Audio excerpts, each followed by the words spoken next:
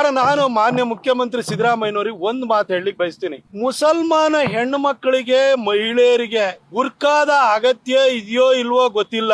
ಆದ್ರೆ ಸಿದ್ದರಾಮಯ್ಯನವರಿಗೆ, ಶಿವಕುಮಾರ್ ಅವರಿಗೆ, ಅವರ ಸಂಪುಟದಲ್ಲಿರುವಂತಹ ಸಚಿವರುಗಳಿಗೆ, ಕಾಂಗ್ರೆಸ್ಸಿನ ಶಾಸಕರುಗಳಿಗೆ ಖಂಡಿತ ಬುರ್ಕಾದ ಅವಶ್ಯಕತೆ ಇದೆ. ಯಾಕಡೆ ಬುರ್ಕಾ ಹಾಕೊಳ್ತಾರೆ? ಮುಖ ತೋರಿಸಬಾರ್ದು ಅಂತಲ್ವಾ? 3 ವರ್ಷದಿಂದ 3 ಕಾಸಿನ ಕೆಲಸನೂ ಮಾಡದಲ್ಲೇ ಜನವಿರೋಧಿ ನೀತಿನ ಅಳವಡಿಸಿಕೊಂಡು ರಾಜ್ಯದ ಸಾಲವನ್ನ 8.25 ಲಕ್ಷ ಕೋಟಿಗೆ ಏರಿಸಿ ಈಗ ಹುಟ್ಟೋ ಮಗುವಿನ ತಲೆ ಮೇಲೂ ಕೂಡ 1,17,000 ಸಾಲವನ್ನು ತಂದಿಟ್ಟು ಯುವ ನಿಧಿ ಕೊಡ್ತೀನಿ ಅಂತ ಹೇಳಿ ಅದಕ್ಕೆ ಟೋಪಿ ಹಾಕಿ ಒಂದೇ ಒಂದು ರಸ್ತೆನೂ ಕೂಡ ರಿಪೇರಿ ಮಾಡದಲೆ ಎಲ್ಲಾ ಕಡೆ ಗುಂಡಿ ಬಿದ್ದು ಹೋಗಿದಾವೆ. ಇಡೀ ರಾಜ್ಯದ ಜನ ತೂಚಿ ಅಂತ ಉಗಿತಾ ಇದ್ದಾರೆ. ಅವರಿಗೆ ಮುಖ ತೋರ್ಸಕ್ಕೆಲ್ಲಾಗುತ್ತೆ? ಮುಸಲ್ಮಾನ ಹೆಣ್ಮಕ್ಳಿಗೆ, ಮಹಿಳೆಯರಿಗೆ ಬುರ್ಕಾ ಬೇಕಾ ಬೇಡವಾ ಗೊತ್ತಿಲ್ಲ.